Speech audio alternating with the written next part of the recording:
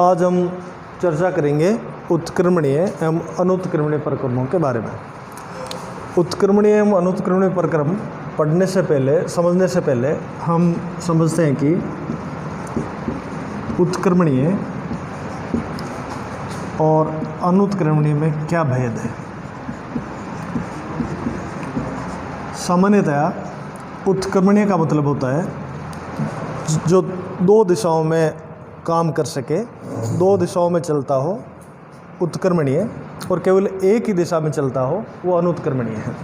जैसे कोई वस्तु है, जैसे मान लीजिए अपन कोई स्वेटर लेके आते हैं और कहते हैं कि रिवर्सिबल है, इसका मतलब उसको दोनों तरफ से पहना जा सकता है। और कोई है ऐसा कपड़ा है, ऐसा शर्ट है, स्वेटर है जिसको अपन एक ही तरफ से पहन पाते हैं तो वो इरिवर्सिबल है। ऐसे ही इसके बाद अपन लेते हैं उत्क्रमणीय अभिक्रियाएं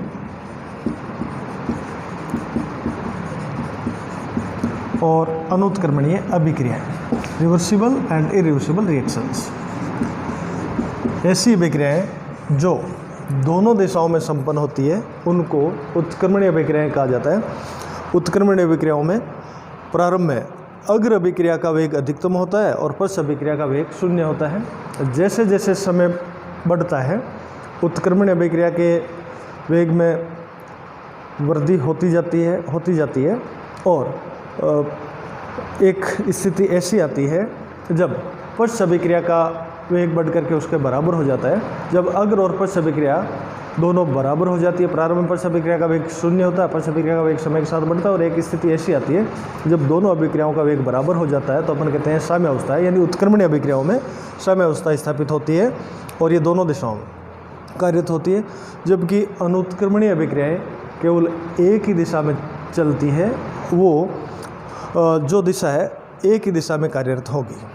अब अपन चलते हैं कि उत्क्रमणीय व अनुत्क्रमणीय प्रक्रम क्या है। सामान्यतया अर्थ ये लगाते हैं कि जो प्रक्रम दोनों दिशाओं में चलता है वो उत्क्रमणीय और केवल एक ही दिशा में चलता हो वो अनुत्क्रमणीय। लेकिन इसको विस्तार से अपन समझें तो यदि प्रेरक बल, ड्राइविंग फोर्स, वो विरोधी बल से, जो अपोजिंग फोर्स है, विरोधी बल से अनंत सूक्ष्म मात्रा, इनफाइनिटेसिमल अमाउंट, अनंत सूक्ष्म मात्रा में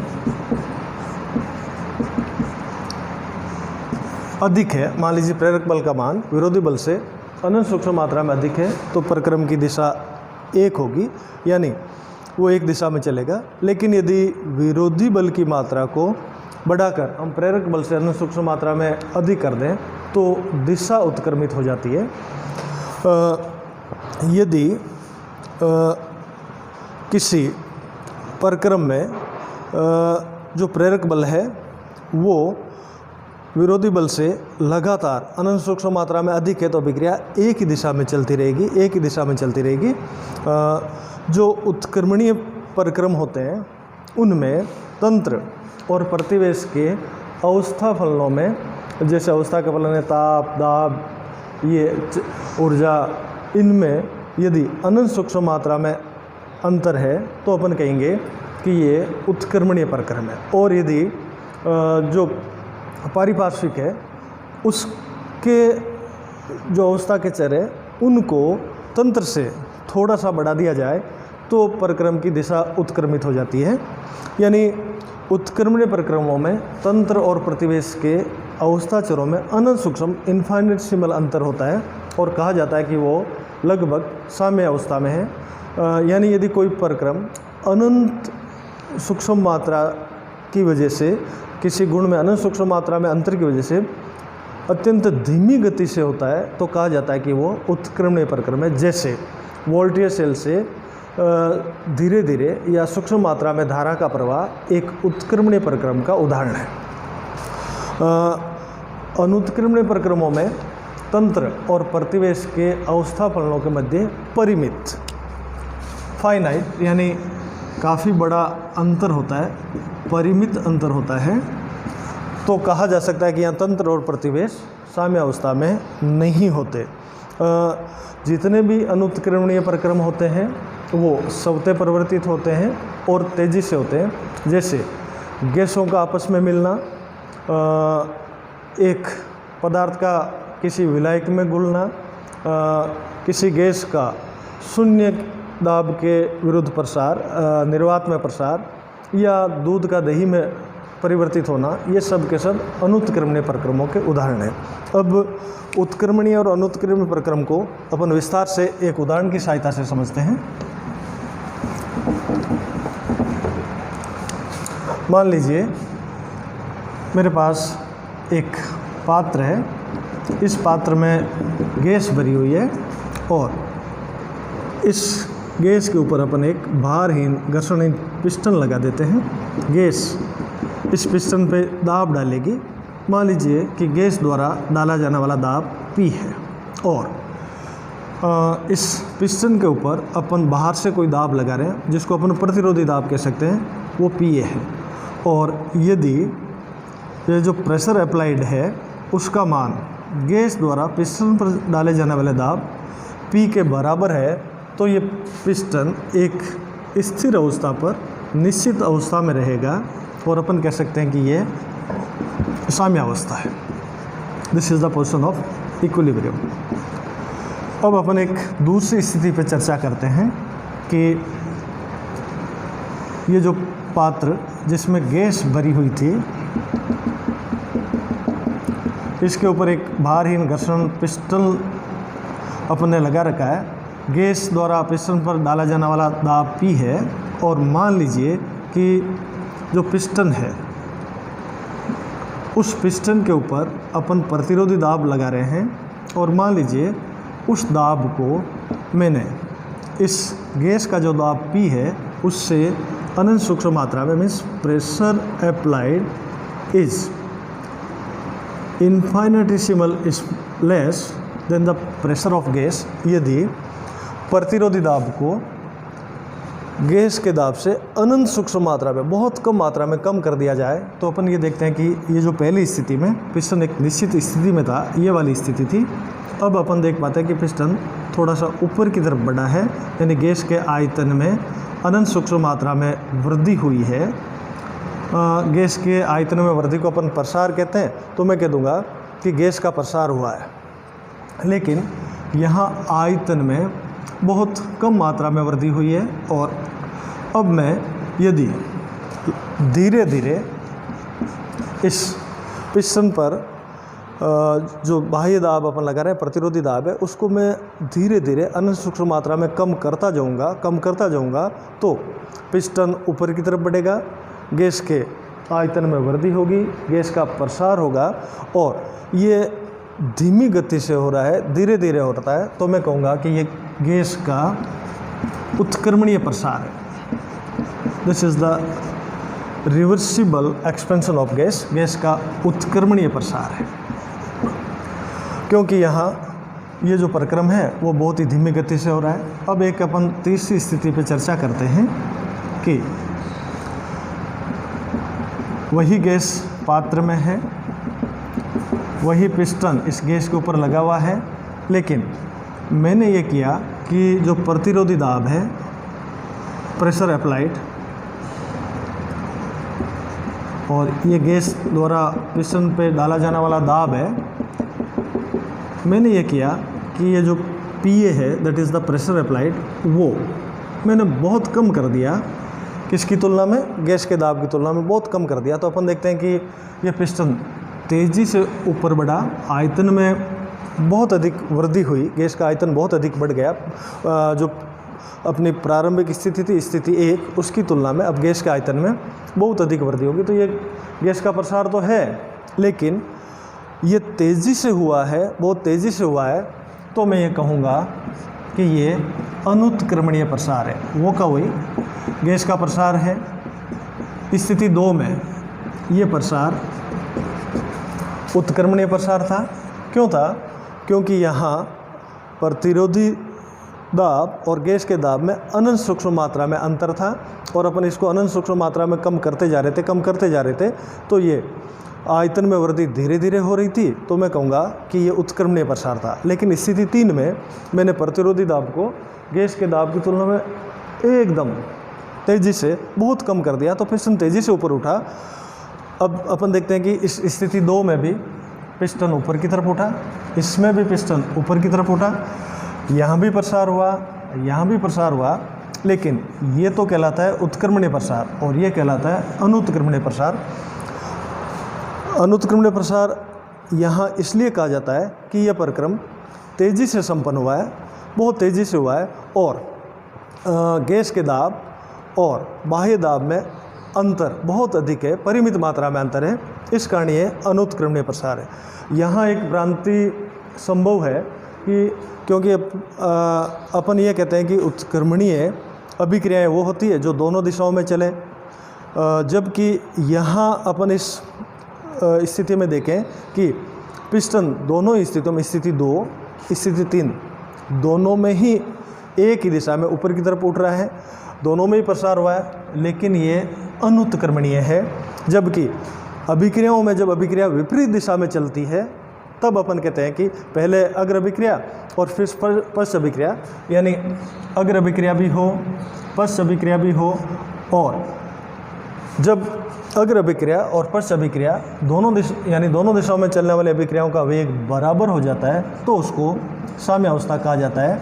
यानी उत्क्रमणीय अभिक्रिया के लिए दोनों दिशाओं में अभिक्रिया का होना जरूरी है, जबकि उत्क्रमणीय जो परिक्रम है उसमें दिशा वही की वही है, दोनों में ही प्रसार हो रहा है, दोनों में ही पिस्टन ऊपर बढ़ रहा है, लेकिन ये तो हुआ उत्क्रमणीय प्रसार और ये हुआ अनुत्क्रमणीय प्रसार। तो इसका आशय ये हुआ कि यदि कोई परिक्रम धीमी गति से धीरे धीरे हो रहा है, अनेक पदों में हो रहा है, छोटे छोटे टुकड़ों में हो रहा है, तो वो उत्क्रमणीय परिक्रम है। और यदि कोई परिक्रम तेज़ी से संपन्न होता है, बहुत कम पदों में होता है और बहुत तेज़ी से संपन्न होता है, तो वो अनुत्क्रमणीय परिक्रम है, चाहे दिशा कोई सी भी हो। जैसे इन दोनों में एक ही दिशा है, लेकिन यहाँ उत्क्रमणीय है और यहाँ पर स्थिति 3 में ये अनुत्क्रमणीय है। लेकिन अभिक्रिया को उत्क्रमणीय तभी कहा जाएगा जब अभिक्रिया दोनों दिशाओं में चलती हो, जिसमें अग्र और पश्च दिशा दोनों हो। जबकि यहाँ दिशा एक ही हो सकती है, कोई परिक्रम एक ही दिशा में जा रहा है, लेकिन यदि वो धीमी गति से हो रहा है तो वो उत्क्रमणीय प्रसार होगा, और वो तेज़ी से हो रहा है तो वो अनुत्क्रमणीय प्रसार होगा। अब अपन चर्चा करते हैं कि ये जो उत्क्रमणीय परिक्रम है ये क्या है वास्तव में। तो उत्क्रमणीय परिक्रम, जितने भी रिवर्सिबल प्रोसेसेज है उत्क्रमणीय परिक्रम, वो वास्तव में आदर्श परिक्रम है, और आदर्श को व्यवहार रूप में संपन्न नहीं किया जा सकता। कहने का अर्थ यह है कि ये केवल एक कल्पना है उत्क्रमणीय परिक्रम, इनको हम व्यवहार रूप में नहीं कर सकते। प्रयोगशाला में या जो अपन दैनिक कार्य में जो भी परिक्रम करते हैं वो सब के सब अनुत्क्रमणीय होते हैं। उत्क्रमणीय परिक्रम व्यवहार रूप में करना संभव इसलिए नहीं है कि उत्क्रमणीय परिक्रम के लिए अवस्था फलन में अनंत सूक्ष्म मात्रा में अंतर करना पड़ता है, और किसी भी गुण में अनंत सूक्ष्म मात्रा में बहुत कम मात्रा में आप परिवर्तन नहीं कर सकते। जब परिवर्तन करते हैं तो वो थोड़ा अधिक मात्रा में हो जाता है। इस कारण उत्क्रमणीय परिक्रम केवल आदर्श परिक्रम है, उनको व्यवहार रूप में नहीं किया जा सकता, व्यवहार रूप में वो संभव नहीं है। फिर बात आती है कि जब उत्क्रमणीय परिक्रम व्यवहारिक रूप में संभव ही नहीं है, जिनको अपन व्यवहारिक रूप में कर ही नहीं सकते, तो उनको पढ़ते क्यों हैं? तो उत्क्रमणीय परिक्रम को इसलिए पढ़ते हैं कि एक धारणा है, और इस धारणा से हम कई महत्वपूर्ण निष्कर्ष प्राप्त कर सकते हैं कि क्या इसके पीछे कंसेप्ट है। तो उत्क्रमणीयता की धारणा से अपन बहुत से उष्मागतिक निष्कर्षों को प्राप्त कर सकते हैं, उनको व्युत्पन्न कर सकते हैं। इसलिए अपन उत्क्रमणीय परिक्रमों के बारे में विचार करते हैं। जैसा कि अपन कहते हैं कि आदर्श गैस और वास्तविक गैस, कोई भी गैस वास्तव में आदर्श गैस नहीं होती। वास्तविक गैस को ही कुछ स्थितियों में आदर्श गैस में अपन परिवर्तित कर सकते हैं, लेकिन आदर्श गैस का कोई उदाहरण नहीं है। ऐसे ही वो वास्तविक गैस को ही अपन आदर्श गैस में परिवर्तित करते हैं। उसके बारे में अपन ध्यान देते हैं कि भाई ये वास्तविक गैस थी और किन स्थितियों में वो आदर्श बन गए। उत्क्रमणीय परिक्रम जो होते हैं वो अनेक छोटे छोटे पदों में धीमी गति से होते हैं, इसलिए कहा जाता है कि उत्क्रमणीय परिक्रमों से प्राप्त कार्य अधिकतम होता है। अब अपन सारांश रूप में देखते हैं कि उत्क्रमणीय और अनुत्क्रमणीय परिक्रमों में अंतर क्या है। जो अपन ने देखा उनको एक निष्कर्ष रूप में लिखते हैं कि क्या डिफरेंसेस है, क्या भेद है उत्क्रमणीय और अनुत्क्रमणीय परक्रमों के बारे में। तो यहाँ अपन वैसे समझ पाए कि उत्क्रमणीय अभिक्रिया क्या होती है और उत्क्रमणीय परक्रम क्या होते हैं, इन दोनों का भेद अपने समझा। अब अपन यहाँ उत्क्रमणीय और अनुत्क्रमणीय परक्रमों के बारे में अंतर समझते हैं। तो सबसे मुख्य अंतर उत्क्रमणीय और अनुत्क्रमणीय परक्रमों में यह है कि उत्क्रमणीय परक्रमों में तंत्र और प्रतिवेश के अवस्था फलनों में जो फंक्शंस ऑफ स्टेट होते हैं, तंत्र और प्रतिवेश के अवस्था फलनों में अनंत सूक्ष्म अंतर होता है। इनफाइनेटिसिमल, बहुत कम अनंत सूक्ष्म अंतर होता है, जबकि अनुत्क्रमणीय परक्रमों में तंत्र और प्रतिवेश के अवस्था फलनों में परिमित अंतर होता है। दूसरा, उत्क्रमणीय परक्रमों में चूंकि तंत्र और प्रतिवेश के अवस्था फलनों में अनंत सूक्ष्म अंतर होता है, अतः यहाँ तंत्र और प्रतिवेश सदैव ही प्रतिक्षण लगभग साम्य अवस्था में रहते हैं। ऐसा माना जाता है कि उत्क्रमणीय परक्रमों में तंत्र और प्रतिवेश हमेशा लगभग साम्य अवस्था में रहते हैं, जबकि अनुत्क्रमणीय परक्रमों में साम्य अवस्था नहीं होती, ये सदैव पूर्णता को प्राप्त करते हैं। तीसरी बात कि उत्क्रमणीय परक्रमों में जो प्रतिवेश या परिवेश है उसके अवस्था फलनों को तंत्र के अवस्था फलनों से अनंत सूक्ष्म मात्रा में अधिक करने पर दिशा उत्क्रमित की जा सकती है, दिशा बदली जा सकती है, क्योंकि यहाँ तंत्र और प्रतिवेश के अवस्था फलनों के मध्य बहुत कम अंतर होता है, जबकि अनुत्क्रमणीय परक्रमों में तंत्र और प्रतिवेश के अवस्था फलनों में बहुत अधिक अंतर होता है। अतः दिशा उत्क्रमित करने के लिए अवस्था फलनों के मध्य बहुत अधिक अंतर होने के कारण प्रतिवेश के अवस्था फलनों को तंत्र के अवस्था फलनों से बहुत अधिक मात्रा में, क्योंकि अंतर बहुत अधिक है, तो बहुत अधिक मात्रा में जब अपन परिवर्तन करेंगे तभी दिशा उत्क्रमित होती है। जितने भी उत्क्रमणीय परक्रम होते हैं वो आदर्श परक्रम होते हैं, यानी इनको व्यवहार रूप में करना संभव नहीं है, जबकि ये अनादर्श होते हैं, इनको व्यवहार रूप में आसानी से संपन्न किया जा सकता है।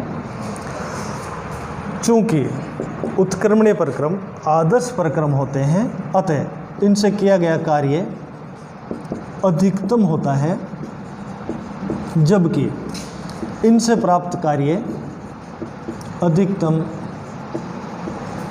नहीं होता, इनसे प्राप्त कार्य अधिकतम नहीं होता।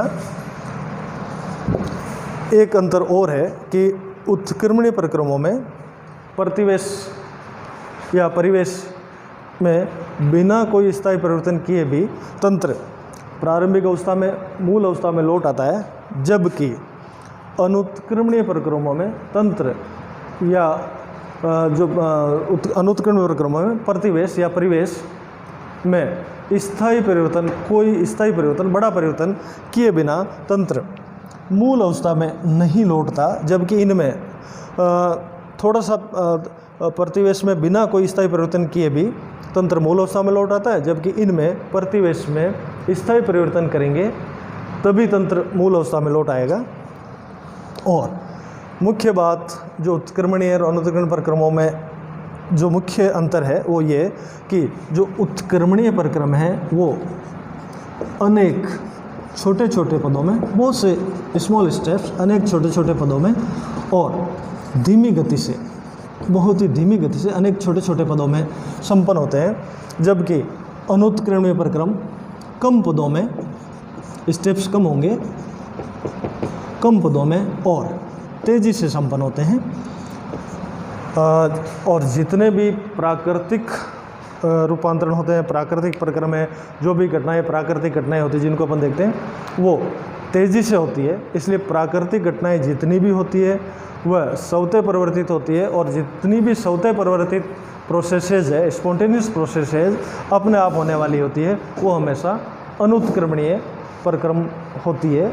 ये उत्क्रमणीय और अनुत्क्रमणीय प्रक्रमकों का मुख्य अंतर था। ये अपने चर्चा की। आगे अगला टॉपिक इसके आगे एप्लीकेशंस पे लेंगे। धन्यवाद।